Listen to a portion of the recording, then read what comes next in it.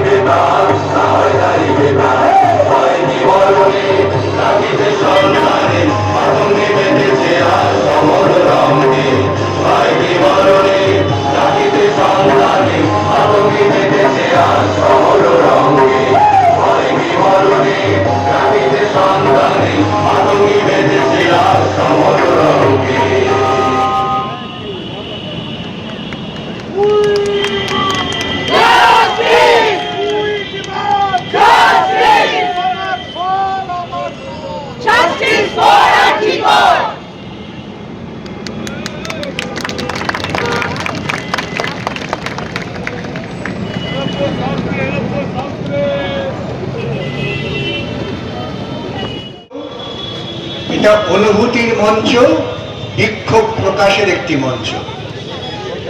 বহুদিন পর পশ্চিমবঙ্গ তথা ভারতবর্ষ দেখলেন যে মানুষ যখন জেগে ওঠে সেই মানুষকে কিন্তু চট করে দমিয়ে দেওয়া যায় না, ঘুম পাড়িয়ে দেওয়া যায় না। আর্যিকরের অভয়া একটি স্ফুলিঙ্গ, যে স্ফুলিঙ্গ দাবানলের মতো চারিদিকে ছড়িয়ে পড়েছে।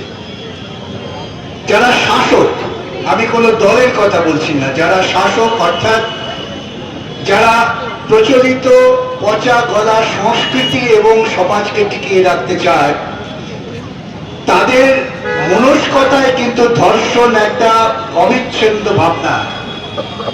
আমরা ভাবছি যে একটি মেয়ে ধর্ষিতা হয়েছে, শুধু সেটা নিয়েই আন্দোলন করলে আমাদের আন্দোলনের পরিসমাপ্তি হবে, তা কিন্তু হবে না। আমাদের এই লড়াইটাকে সংঘবদ্ধ করতে হবে ধর্ষণ মানসিকতার বিরুদ্ধে। আমি একটা কথা প্রায় বলি যে ধর্ষণের একটি দর্শন আছে, সেই দর্শনটা হচ্ছে যে আমরা ব্রাহ্মণ্যবাদী সমাজে দেখে এসেছি, বৈদিক সমাজে দেখে এসেছি। কেউ ভাববেন না যে কোনো ধর্মীয় অনুভূতিতে আঘাত করছি, কিন্তু বাস্তব সত্য এবং ইতিহাসকে অস্বীকার করে মানব সভ্যতার অগ্রগতি হয়নি, হবেও না।